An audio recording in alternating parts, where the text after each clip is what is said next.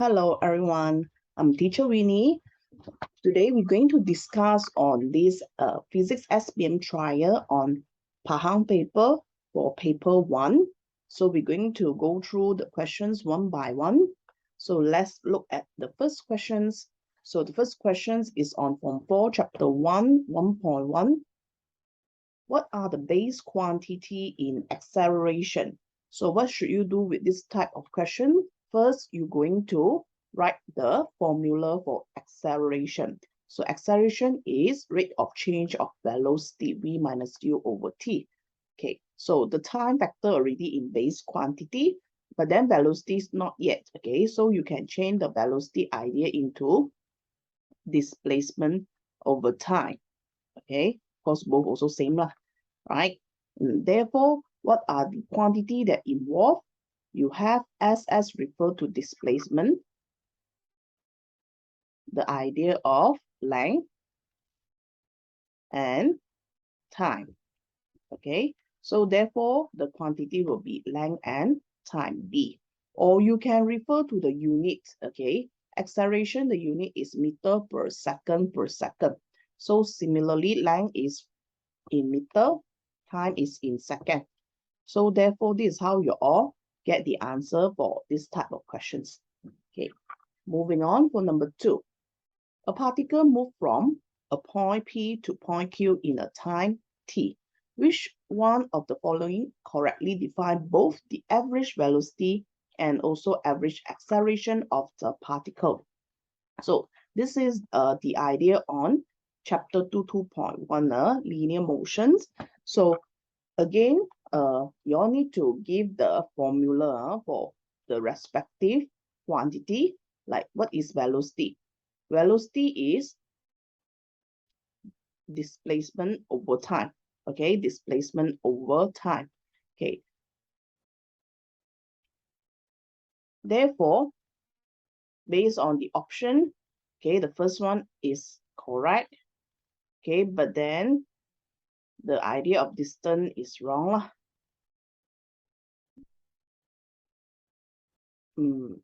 Yes.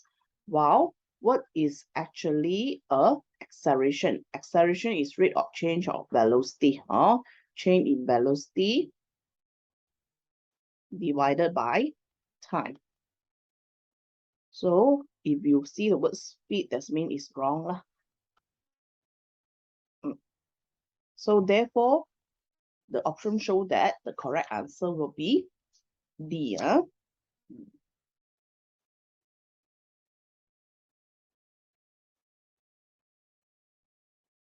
So for question 3 is on linear motion graph. Okay, so for the graph question, you always need to be alert on the y-axis and x-axis. So diagram 3 shows a graph of relation with time of velocity of an object. So this is velocity time graph. Okay, which one of the following graphs best represent the relation with time of the acceleration of the object? So how do you obtain the acceleration from velocity time graph? Okay, so you all need to know what is the quantity that you can obtain. For velocity time graph, you can get the instant velocity if the given time is given, or if you want to find acceleration, you actually find the gradient of the graph. Okay, so gradient of graph is referred to acceleration.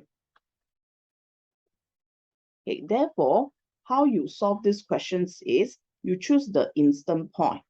Okay, example, this is point A, point B. Then you can draw the tangent line. So based on your observation, what happened to the steepness of the line is showing that B is steeper. That means the value will be greater, the acceleration value will be sorry, B is less steep, less steep.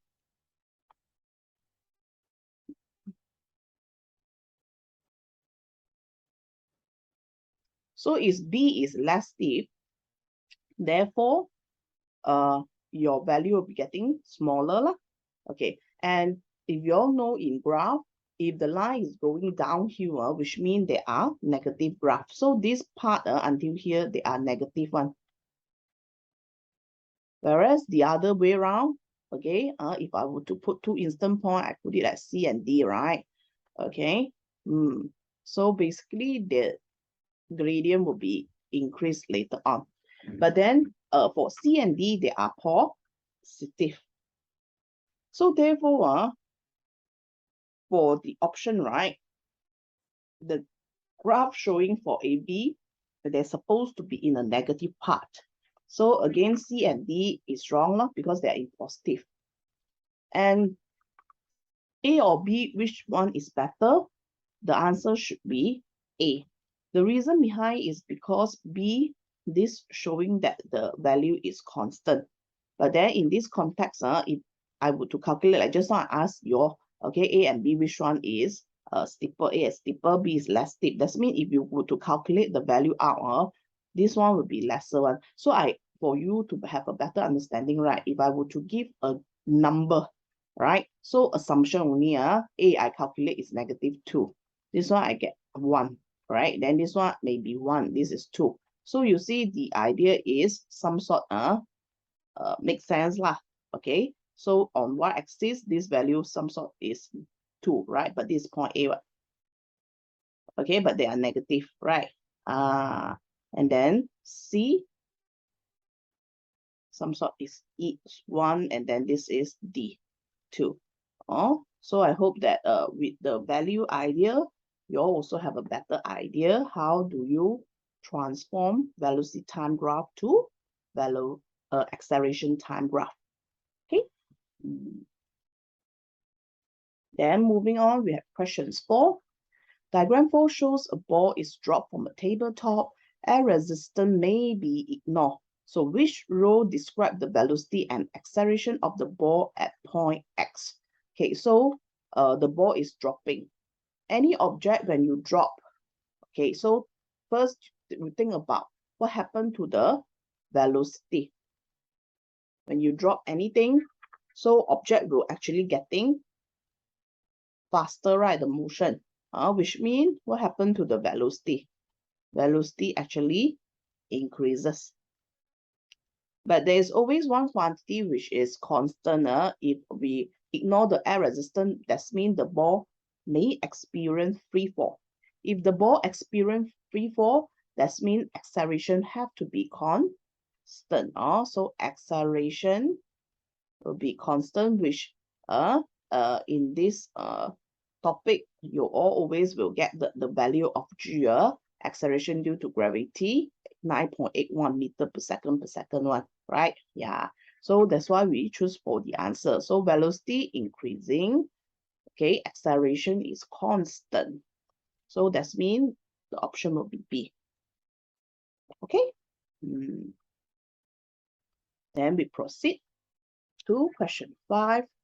Question 5 is on the idea of inertia still chapter 2. So which statement is correct about inertia? Okay, so as you all know, inertia, we always relate the inertia idea with what? Or we relate with the idea of mass. Okay, inertia is basically a concept. Okay, what is the definition for inertia? The tendency of an object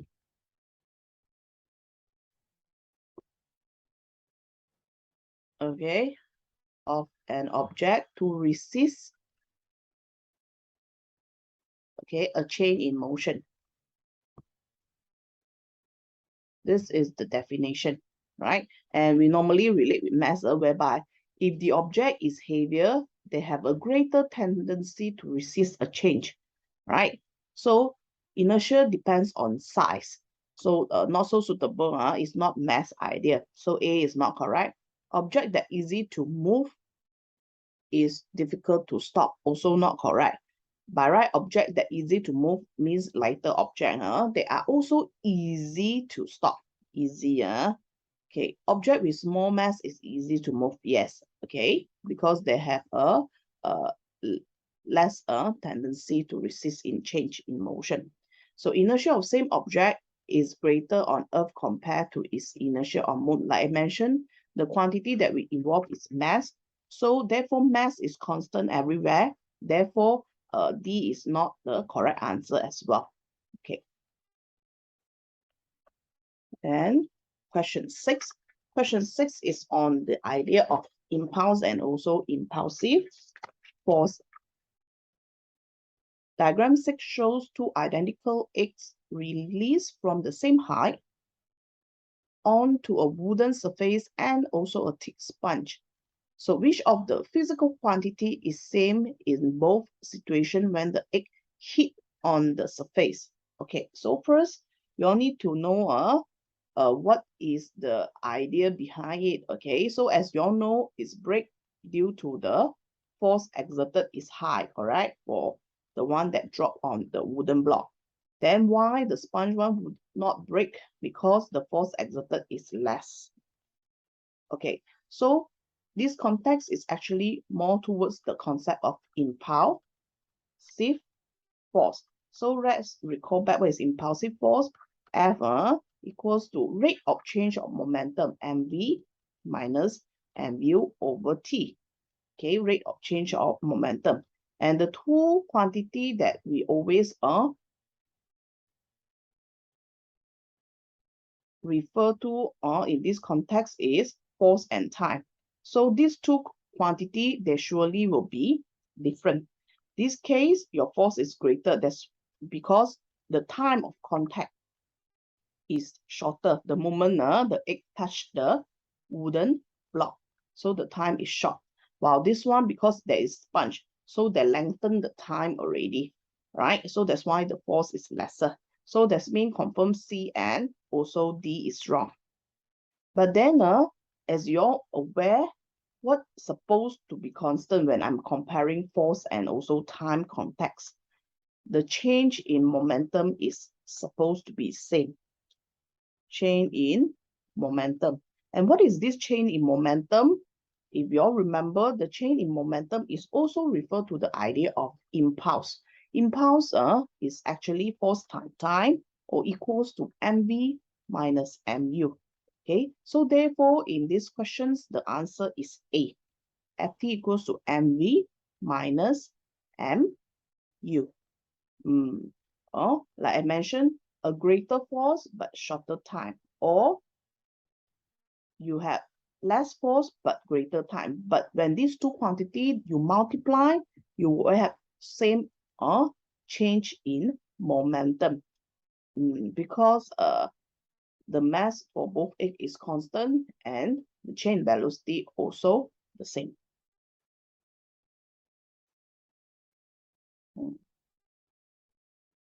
Because they say hit on the surface, not during.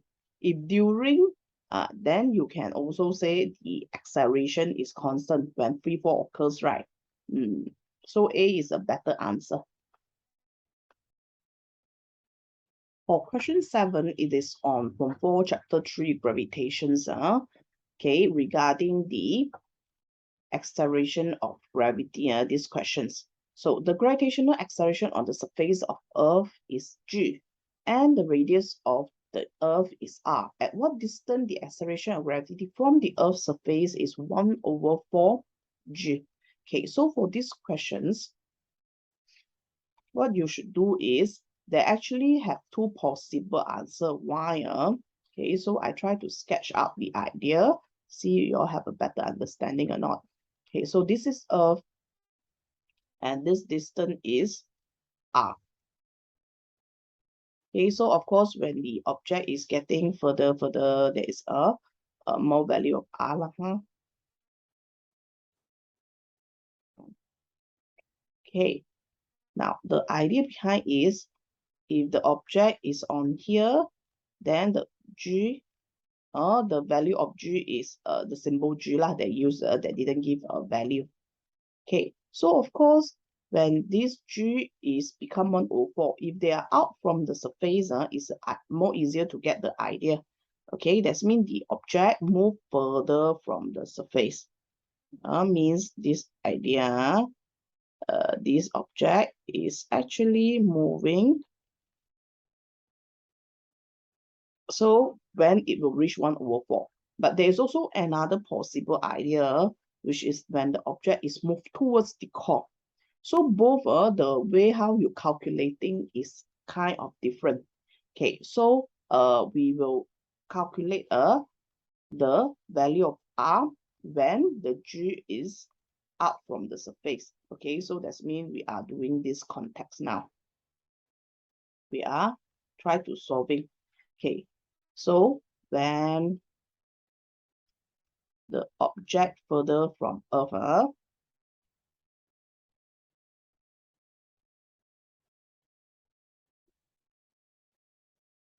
okay, so what you do is generally the formula for G is what?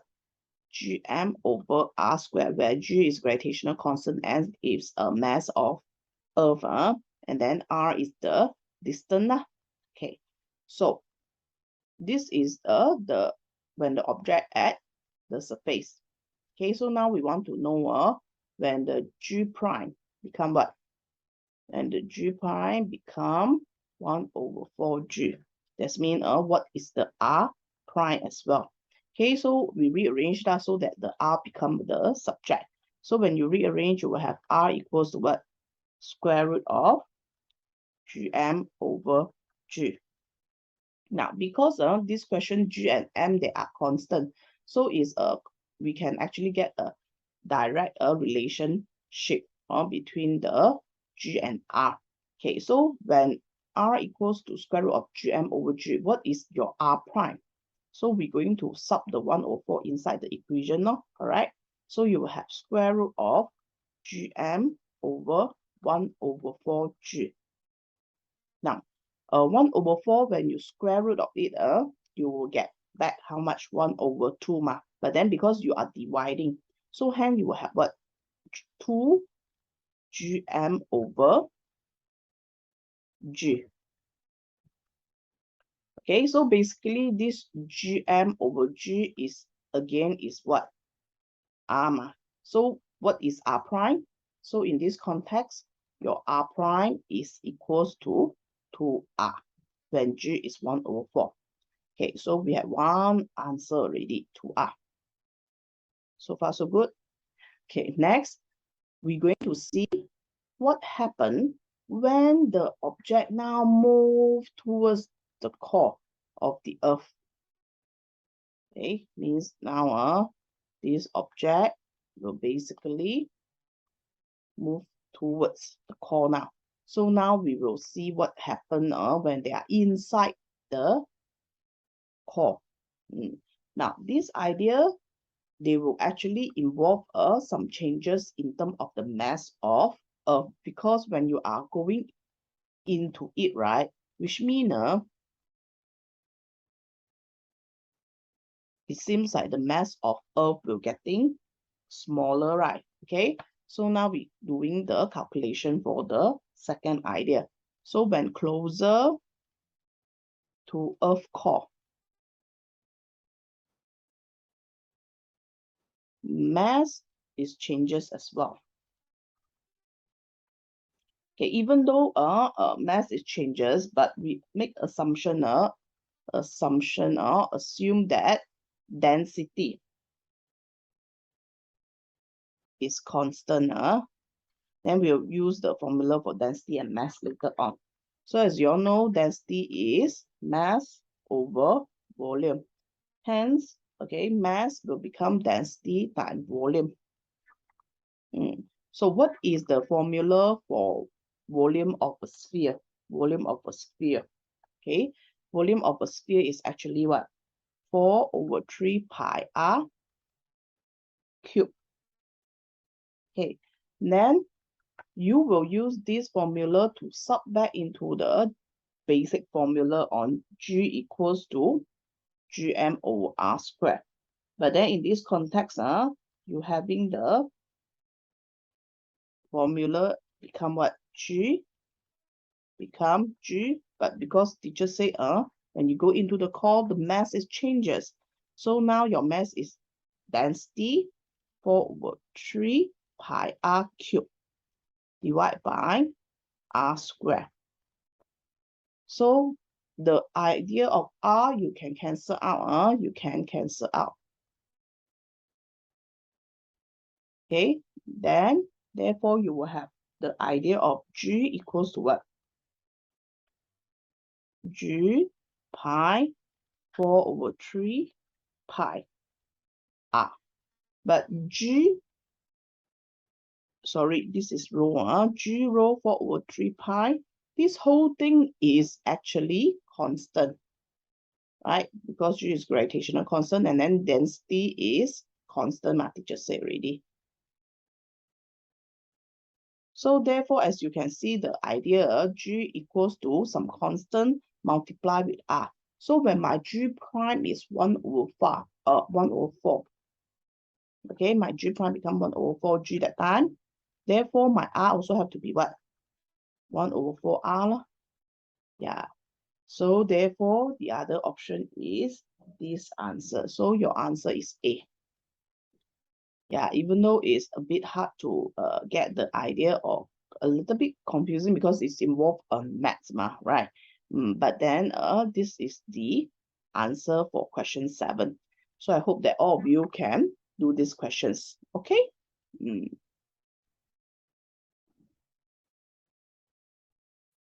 Next, for questions 8. Now, the escape velocity from the surface of a planet depends on what? Okay, so of course, you all need to recall back what is the formula for escape velocity. Okay, so it's still under gravitation topic. So escape velocity, basically the formula is V equals to square root of 2G m over R.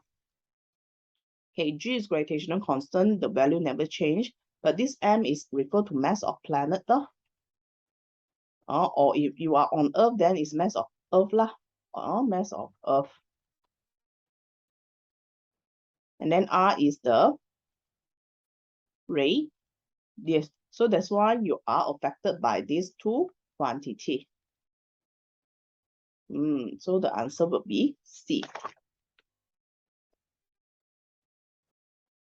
Okay, question 9. We are now moving in from chapter 4 heat idea. Diagram 9 shows a mercury in glass thermometer. The scale of the thermometer have not been marked, and the length increases uniformly with temperature. The length L is measured when the thermometer bulb is placed in water at 0 degrees Celsius, and when it is in a water at 100 degrees Celsius, and the result is shown in this table. So what is the value of the length when the bulb is placed in the water at 50 degrees Celsius? So this idea is actually on the calculation where when you not yet calibrate the thermometer, that means you not yet make the scale. You only know the length when the temperature is 0 and the length when the temperature is in 100 degrees Celsius. So you want to know somehow at certain temperature. So in this context, they want to know at 50 degrees Celsius. Okay, so what should be the length then? Sorry, I should write over here. Okay, so the formula that we use in this question will be theta equals to L theta minus L0 over L100 minus L0 times 100 degrees Celsius. Okay, then you already have the theta, so you just sub inside. So 50 equals to L theta is what I actually want to find, this L value.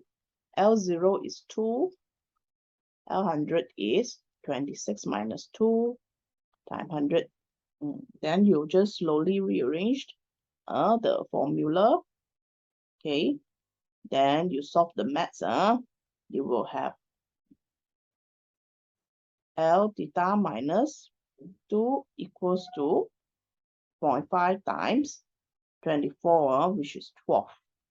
So generally, you will get L theta equals to 14.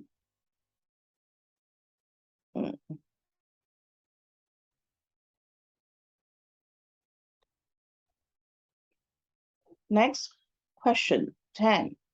The same quantity of heat energy is given to two objects X and Y. and the temperature rise of object is less than the temperature rise of object Y. What account for this difference? So basically for these questions, you're actually involving the idea of specific heat capacity. So what is actually specific heat capacity?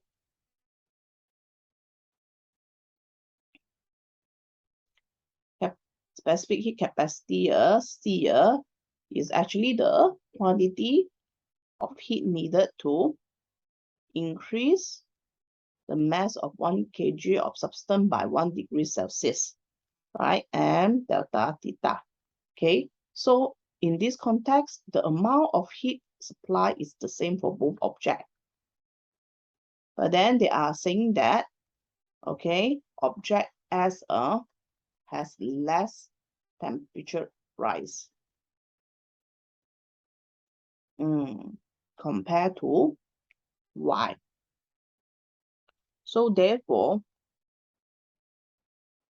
what is the relationship between C and theta? If they have less rise in temperature, that means the specific heat capacity of the object is high, yeah, or it actually need a large amount of energy to increase its temperature.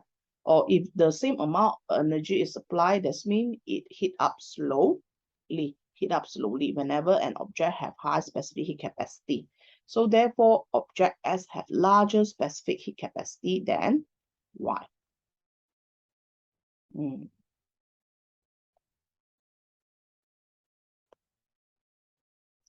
Questions 11. Diagram 11 below show an arrangement of operators to investigate the relationship between the volume of air and the temperature for a fixed mass of gas. Which of the following graphs show the relationship between V and T when T is measured in Kelvin? So that means they are in the absolute temperature.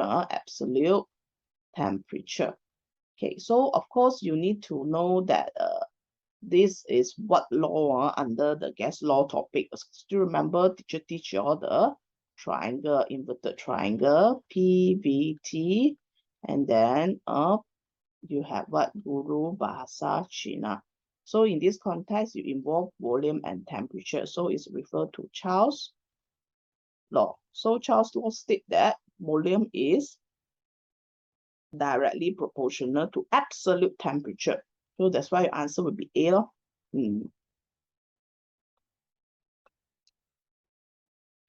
Then moving on, we are in Form 4, Chapter 5, Wave 5.1, Fundamental of Wave. The graph show a sinusoidal wave. Calculate the frequency of wave. So from displacement time graph, what can we obtain from displacement time graph? We can obtain amplitude from y-axis, and the x-axis is actually period. So remember what is period? The time taken for one complete oscillation. So therefore, we will measure the time from 0 to 4 here. You will get the period. Okay, so period is 4 seconds. Then how do we relate period with frequency? Frequency is the inverse of period.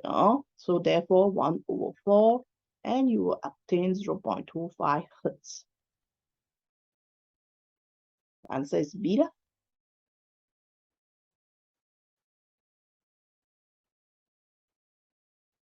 Question 13.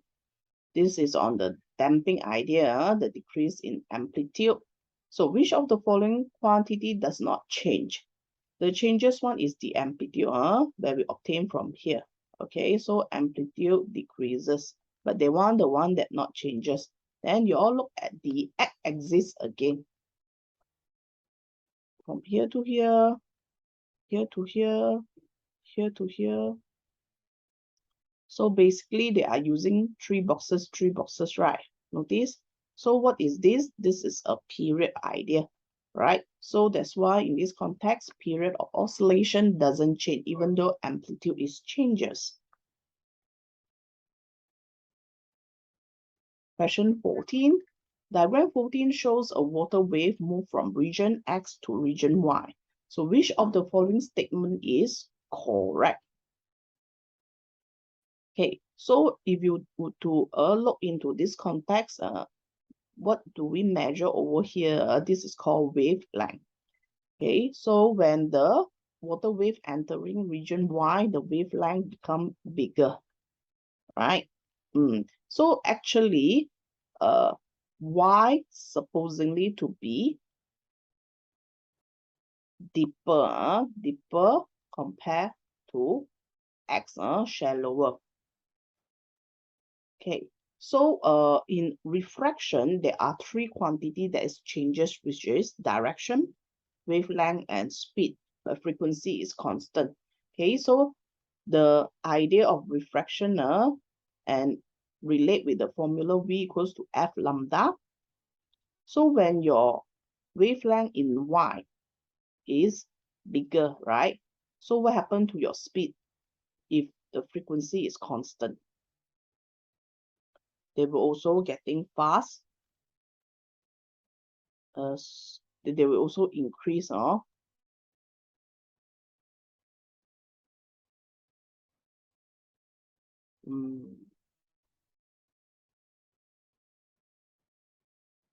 So therefore, question 14, the answer is A.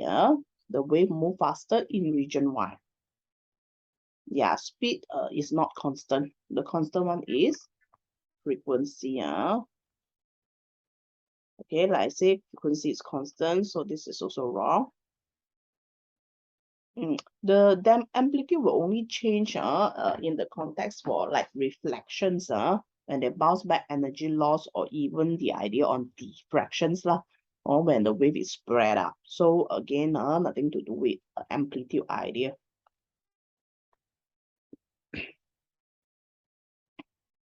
Okay, number 15. Diagram 15 below show a cooking utensil. Which type of wave is used by the cooking utensil to cook food? Okay, of course, what is this machine called? A microwave, right? So that's why the answer is microwave, because it's at high frequency and the food can cook easily. Okay, moving on, number 16. Now we're entering the last chapter in Form 4, which is the idea of optics. So this first topic itself is on refraction. Diagram 16 show an observer looking at the image of a diver 2 meters from the water surface. What is the actual depth of the diver? Okay, so for these questions, you all actually use the idea of refractive index. There are three ways to calculate refractive index and refractive index,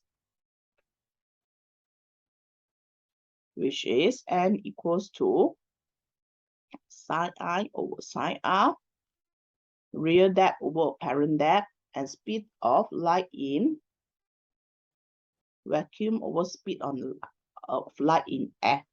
But in this question, we are using this relationship because they give us the angle and also the real depth, apparent depth D. Okay, this D is apparent depth. Okay, therefore, this 50 is I, incident angle. The angle of incident is based on the diver part lah. By right, this is I, this is R. Okay, but then when we want to get the refractive index, right? This when we apply the formula n equals to psi I over psi R, this is only true provided you are from less than medium or in air towards a denser medium. Okay, so whenever we use n equals to psi over psi R, we will use this idea. But in this context, okay, what is your angle in air? 50, right? So that's why if the rays travel from denser medium to air, you have to inverse the formula. It becomes psi R over psi I. Okay, so now we can solve the question already. Psi R over psi I equals to capital D over small d, where we want to find real depth.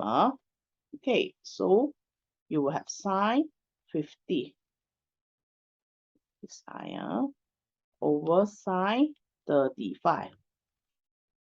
Then unknown then 2. So finally, you have your capital D as 2.67 meter.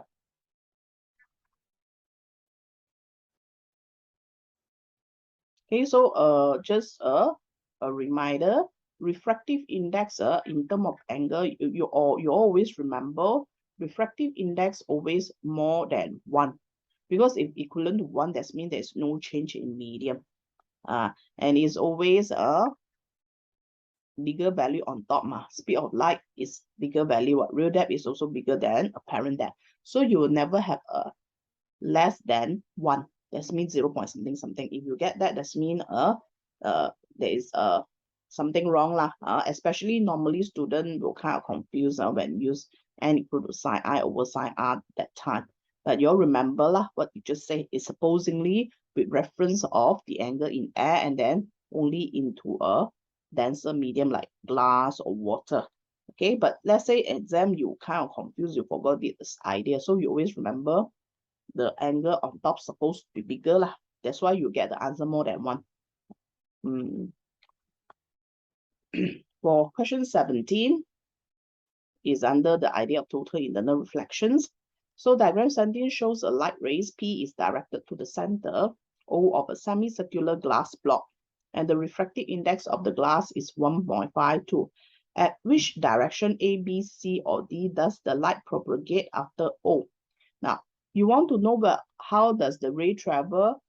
First, you need to find out the critical angle. Okay, what is critical angle? Critical angle is actually an incident angle when your refracted angle is 90 degrees.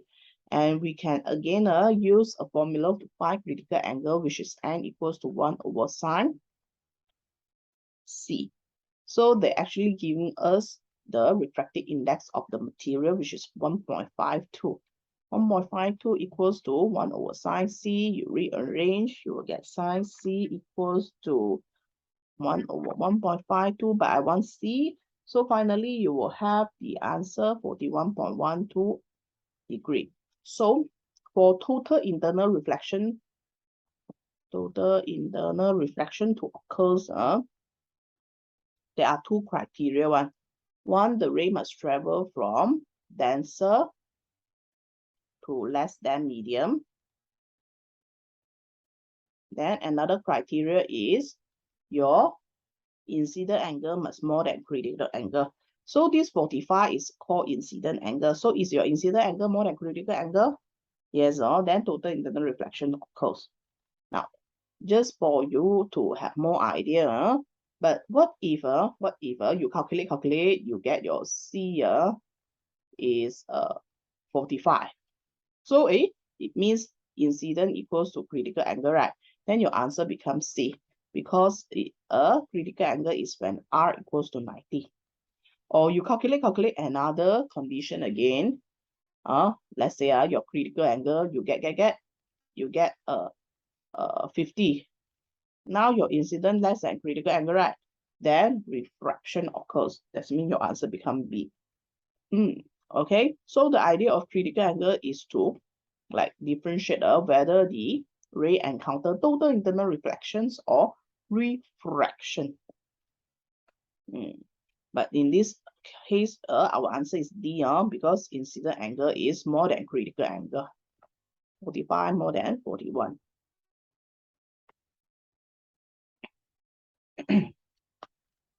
Sorry. Moving on, we have question 18. Diagram 18 show the formations of an object by a convex lens. What is the height of the object if the height of the image is 4 cm, or how image 4 cm? Okay, so for this context, they actually give you this 10 cm, which is referred to object distance U. Then this 30 is represent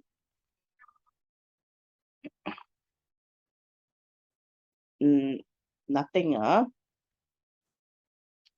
We want to find the image distance.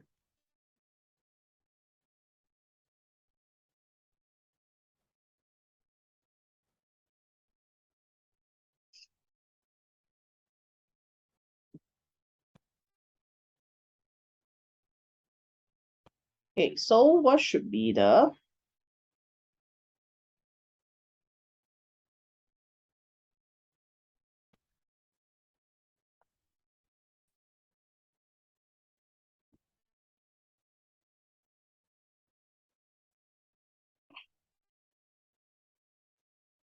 image distance?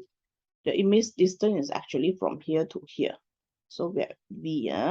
So you use 30 minus 10, which is 20. Okay, so for this question, we are using the magnification concept. Magnification is equals to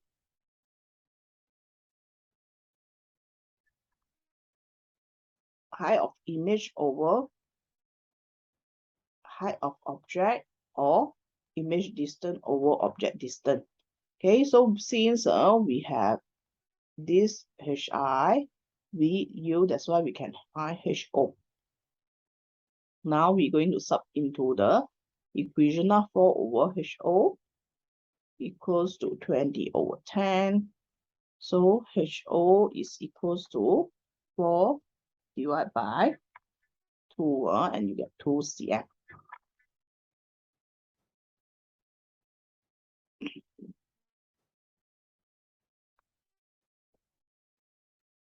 Question 19. Which of the following statement is true about telescope?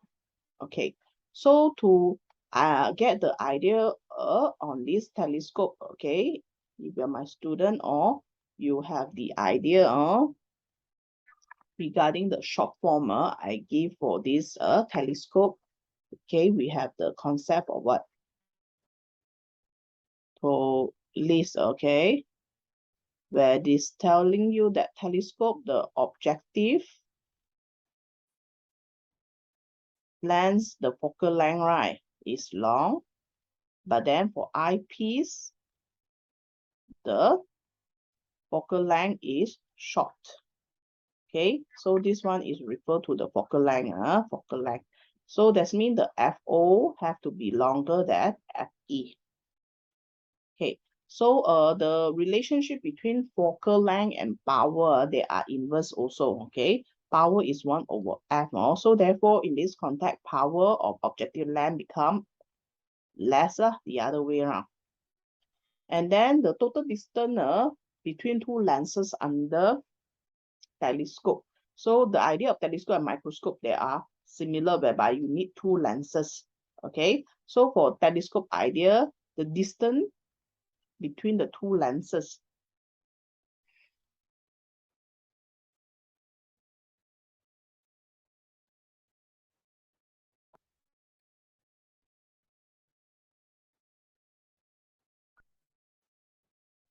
the distance between two lenses will be FO plus FE, the total distance.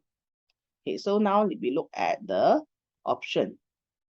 Okay, and both must be what lens? They are both must be convex. So that's why A is wrong. Power of objective lens is less than eyepiece. Okay, so it's the answer already. And then did you say the total length must be equal? So that's why both this one is wrong lah. They must be equal ma. Yeah, so the answer is B lah.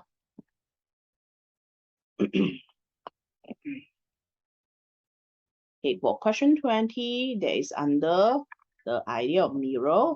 Diagram 20 shows parallel light rays directed at the surface of a concave mirror. So which diagram show the path of the ray after striking the mirror? Okay, so for this idea, for concave mirror, right, all the ray that strike on the surface, they're supposed to be converge, bounce and converge, because mirror ma. So therefore, they will converge. So that's why it's B lah. C cannot because they pass through the mirror already. It's not lens. And then D, they are diverged, so not correct. A, they are parallel back, so it's not a accurate idea. And that unless it is what a plain mirror lah. Yeah, we're done with the Form 4 idea. We'll move toward Form 5 now. Okay, now we are in Form 5 topics, Chapter 1 regarding the resultant force idea. So this question is related to pulley system. Diagram 21 shows two rods with the mass of 3 kg and 5 kg connected by a string through a pulley. So when the system is released, how much is the tension of rope T? So for this type of question, every time we want to solve the question involving resultant force, right, we always need to indicate the force acting on the system. So the tension on the right hand side, the load is upwards. 3 kg, the tension also will be upward. Then other than the tension acting on the system, you actually will have the weight. Okay, so for this context, your weight is mg, so we will use 3 times 9.81. So we will calculate out the weight first lah. Similarly for this one, so you will have 5 times 9.81. So we get the value first. So you press calculator, this one you will get 29.43. This one 49.05 Newton. Now, then next idea, you have one more idea that you need to label will be acceleration. Okay, so the object will actually fall from left or right. They will from right, okay, because the 5 kg is heavier. So your acceleration is this way. That means this one will move up.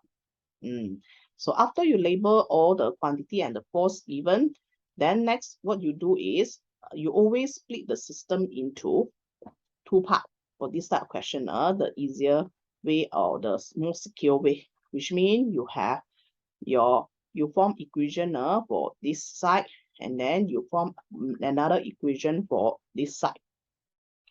Okay, so how do you form the equation is all back to the basic, which is the idea of net. Okay, so we'll solve, now you ignore the blue box, you just focus on the green box here.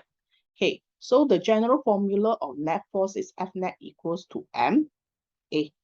Okay, so the idea of net force, I will say it's a simple idea. So if let's say you have object, you have 5 Newton, top is 1 Newton. So what is your net force?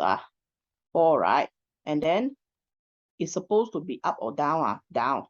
Okay, which means the greater force is where the acceleration direction as well lah. Get the idea? You have a net force of 4 Newton where the acceleration also acting downward, the object lah. Because 5 Newton is greater than 1. So in this context, your acceleration is upward. So if your acceleration is upward, tension is greater or the weight is greater. Tension is greater. So we always assume the greater force is positive. Then the smaller force is negative. So the idea of resultant force is supposedly like the two given force you add together, but because of direction you put negative. Get the idea? So that's why in this context your net force is T minus W equals to ma. So the mass is 3a. So you form one equation already. Okay, now we look at blue box. Now your acceleration is downward. So who is greater, the weight or the tension? The weight is greater now. So therefore, same one, you move back with the general idea, F net equals to ma. So you will have 49.05 W minus T now equals to 5a. So this is how you form equation. So I rewrite these two equations. Okay, you have T minus 29.43 equals to 3a, equation 1. And then 49.05 minus T equals to 5a. Okay, so of course, in this question, I want to find T, but then I can find out A first, then I sub A to get T back. Okay, I will use elimination way, whereby how do I eliminate tension in these two equations? I use 1 plus 2, correct? T plus negative T, you get 0. So hence you will have negative 29.43 plus 49.05 equals to 8a. Then you will have 8a equals to 19.62. A equals to 2.45. Then you sub A into equation 1. So you will get back what is tension. Yeah, so at the end, you put already 3 times 2.45 plus 29.43. So what do you get at the end? You will get about 36.78. So this is how you solve. Because most of the time in paper 2, if they were to ask this type of question, they will also ask you to find the acceleration as well lah. So then you all can have 2 answer radio, and there may be 4 marks like that. Okay, so I hope that you all know how to solve question involving pulley system already. Okay, then we move on. Question 22. Which situation show forces are in equilibrium? When the forces are in equilibrium, there are 2 conditions. That means the object is either at rest or they move at constant velocity.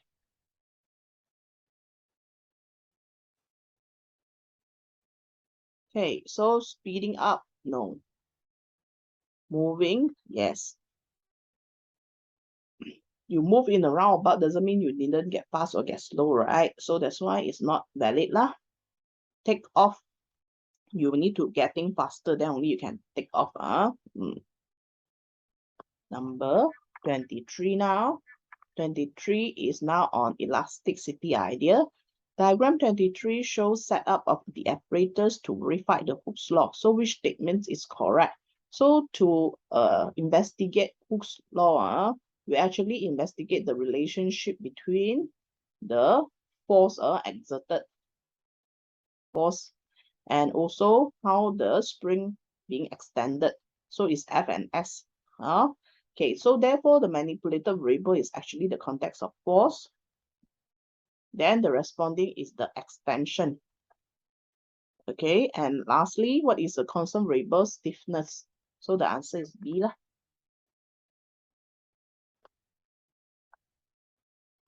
24. Diagram 24 shows a U-tube filled with water and olive oil. Choose the correct statement. Okay, so water and olive oil do not mix. Yes, then water is denser than olive oil, correct, right? Okay, because that's why oil is always float on top of water. Okay, then for part 3.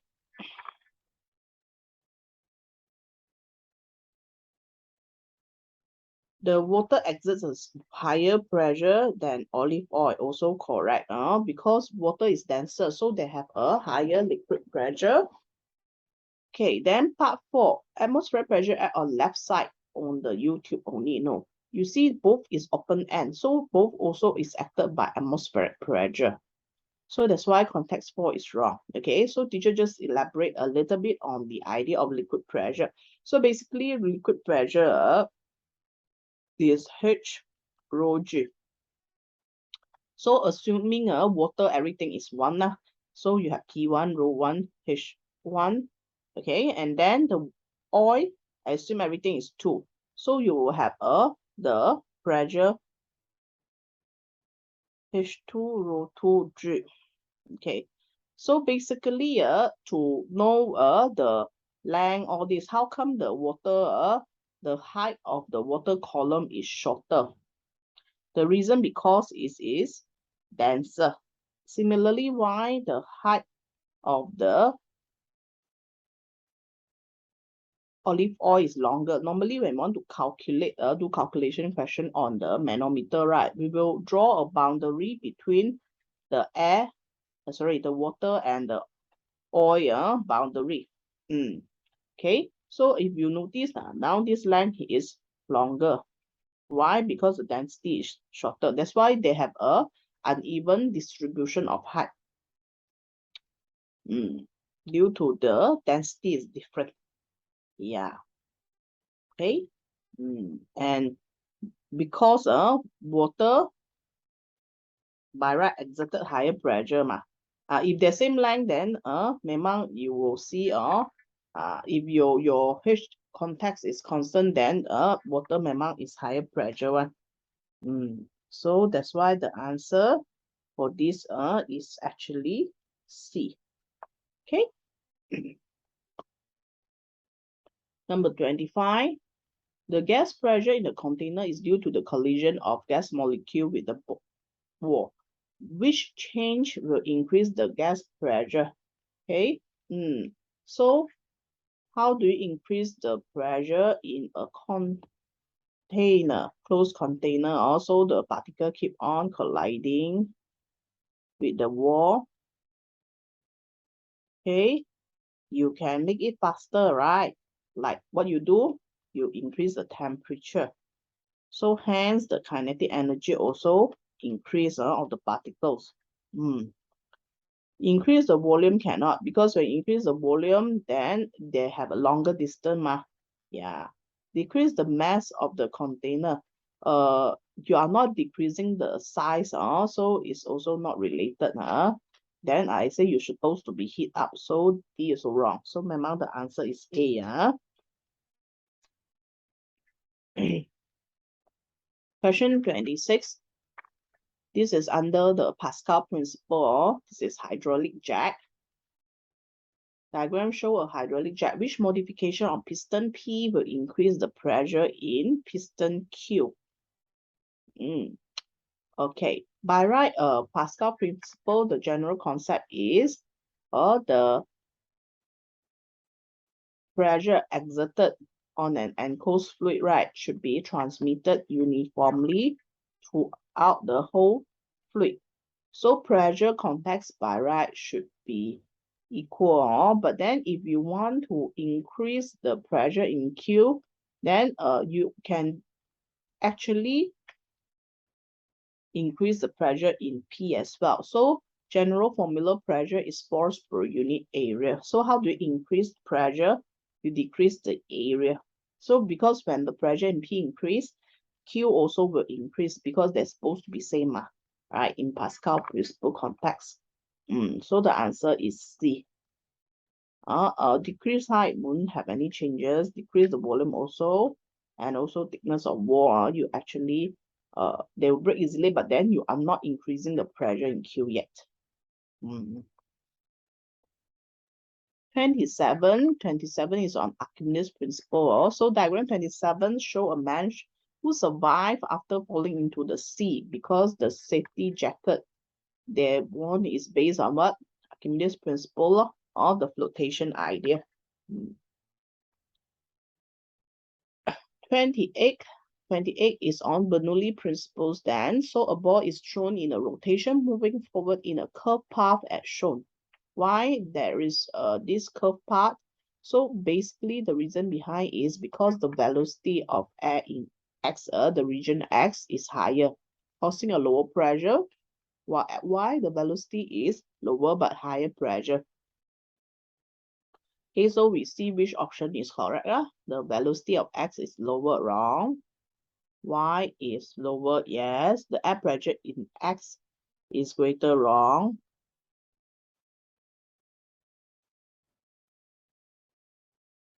And the air pressure is Y is greater.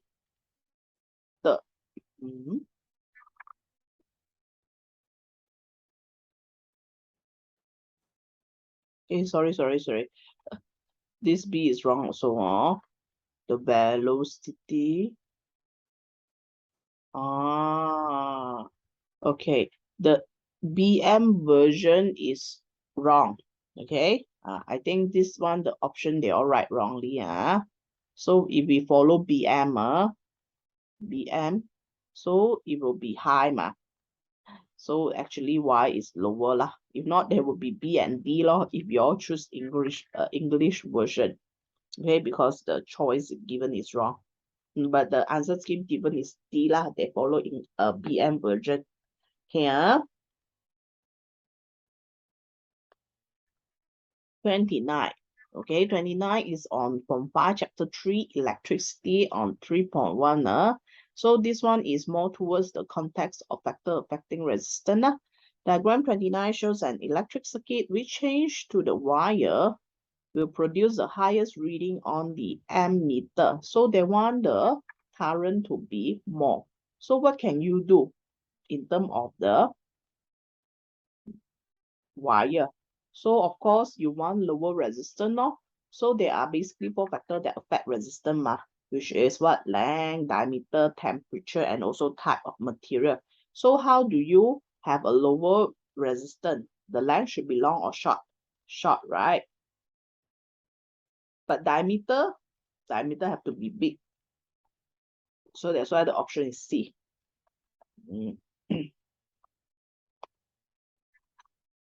Number 30, diagram 30 show a bulb which the filament is made of coil tungsten wire. What is the function of the coil tungsten wire? Okay, so filament bulb, they are work based on the principle and they're able to produce more heat or filament.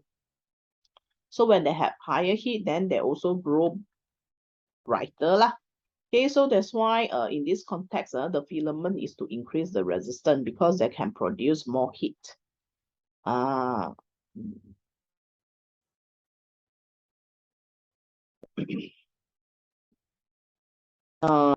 idea of resistivity is always related to the type material because they are using tungsten. Okay, so you are same type of material, but the keyword is here is actually coil. Why you make it longer lah? Coil. 31. Diagram 31 shows the energy consumption label issued by the Energy Commission of Malaysia for 2 types of refrigerator, namely product A and B. So 5-star and 4-star. So 5-star means more efficient. More efficient.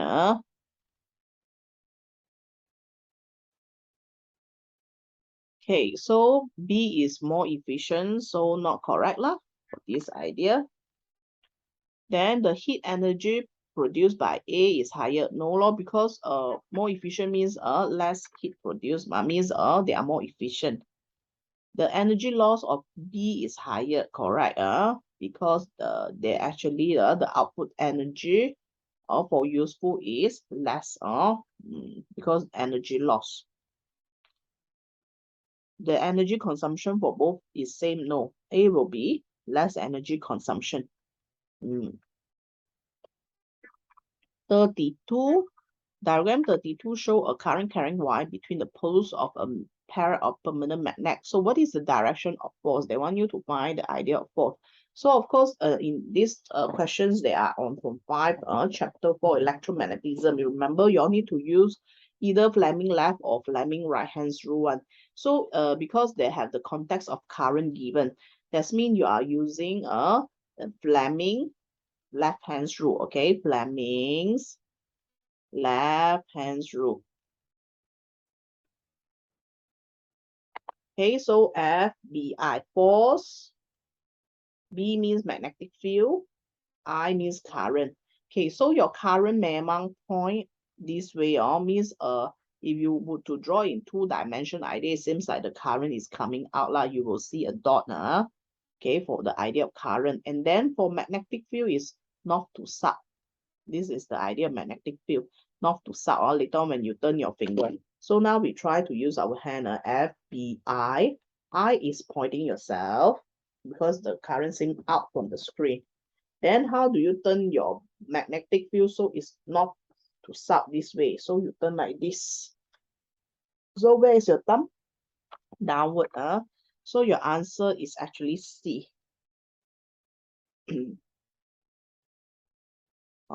Don't use the wrong hand, because if you to use wrong hand, then you will have the wrong idea lah. You will have the reverse idea, north to south. Okay, so memang is C. Okay. 33. Diagram 33 show a bar magnet push into the solenoid connecting to a zero-centered galvanometer. What will happen to the galvanometer indicator pointer? So because you are moving, that means there is a change in magnetic flux, or there's a cutting of magnetic flux. If there is a cutting, you have cutting, that means there is a EMF induced, then you have current induced as well, right? So that's why it will deflect. After they deflect, they will back to 0, 1 basically, because you will cut and then you stop a while.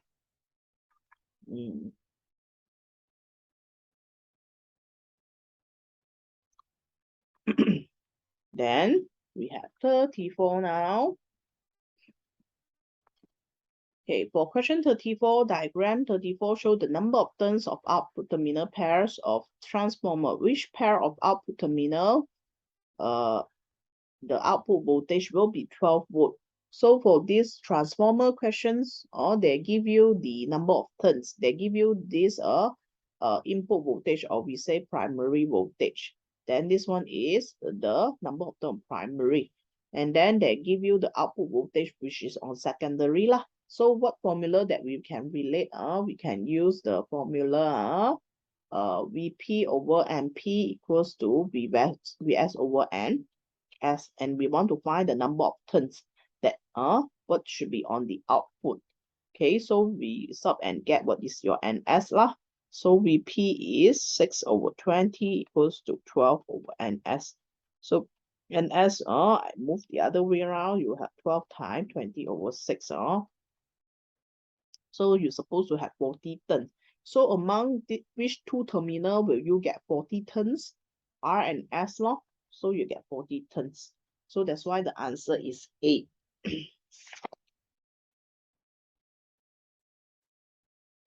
Then 35. 35 is on electronic topics. 5.2 on semiconductor diode. So diagram 35 shows a circuit connected to a cathode ray oscilloscope. Which of the following trace is correctly displayed? Okay, let's see. So how does the diode work in this context? They work as a rectifier. That means they're actually supposed to change alternating current. Alternating current to direct current. AC to DC. Okay. But now this context, they have two diodes. So how does alternating current work is in the first half cycle, they're supposed to be positive and negative terminal. So this is P-type, this is N-type, this is N-type, this is P-type. Basically, for the first half cycle, you will have current flow. That's why you have output law. Then second half cycle, the interchange terminal become negative, positive. Then they cut already, they become reverse bias. So that's why no current flow. So the question say, what happened if I were to change now the P, I reverse it, which means now my P become this way, this way.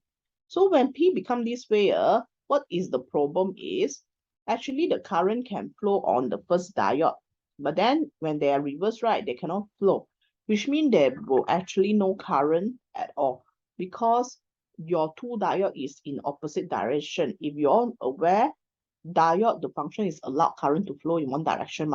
So the top by right can flow one day, but go to number 2 cannot flow anymore because you block it already. So that's why your output should be 0, nothing.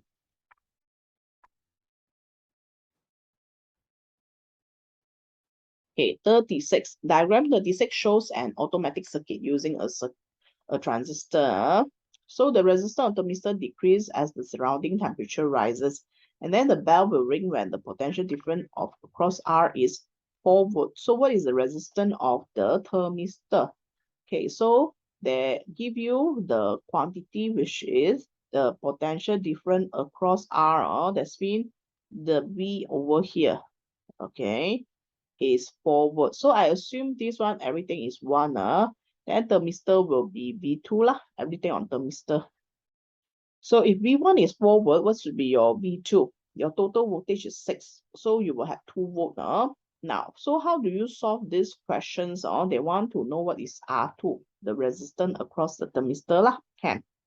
You are using the potential divider formula. Okay, the potential divider formula will be that relate the voltage and also resistance. So for this context, you will have the relationship V2 equals to R2. They are directly proportional. Then you over the total resistance for both. Then you multiply with total voltage. This is the formula. Or you can use another formula. You can also have the formula of V1 equals to R1 over R1 plus R2 times V. You can use either formula to get the answer. So I will just use this one. So V2 is actually 2. Your R2 is unknown. R1 is 10 kilo, R2 is unknown, then time with 6. Okay, so you can simplify or you can just straight away multiply lah. Okay, that's mean the bottom here one, you bring over here 10. So you have 20 kilo plus 2R2 equals to 6R2. 6R2. Then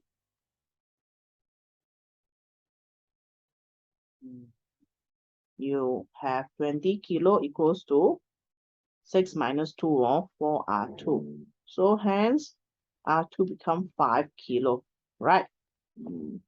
So yeah, you have to know how to use the potential divider formula. But if you don't know this formula also, it's not a big deal. You can always do V equals to IR to solve lah.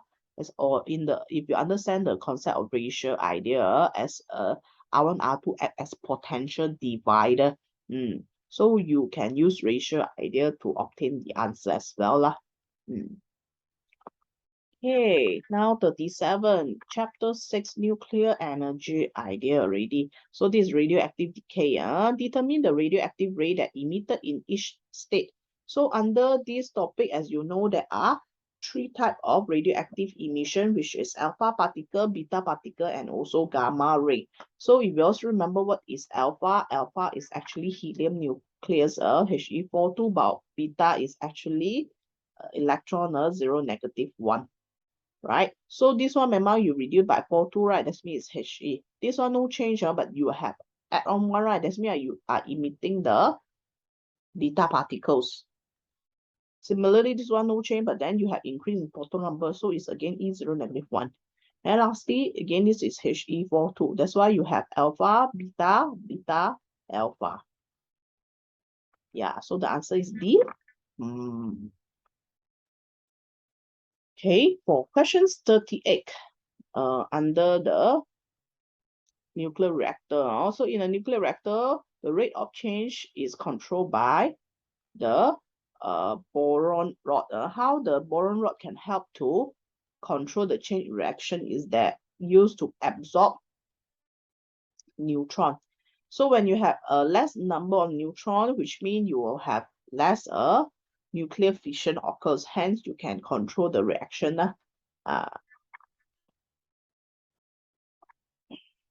Then 39, light energy exists in the form of energy packets known as photon.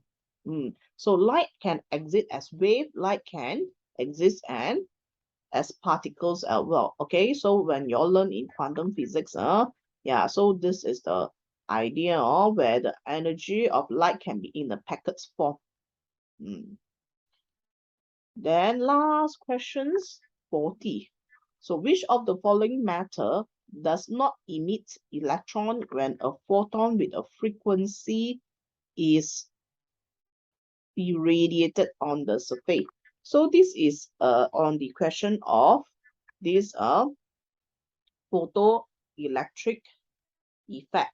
And what is the threshold frequency? Threshold frequency is actually the minimum frequency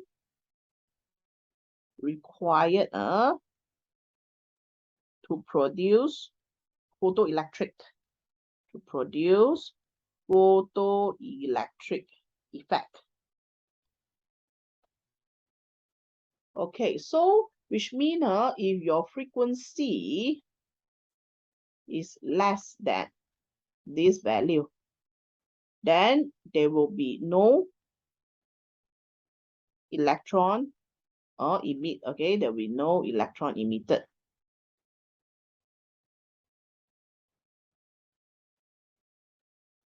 If there are more than that, then only can have electrons. So actually A, B, C, D all also more, except A.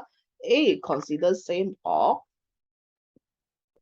less a bit if you consider the 0, 4 idea. So the answer is A.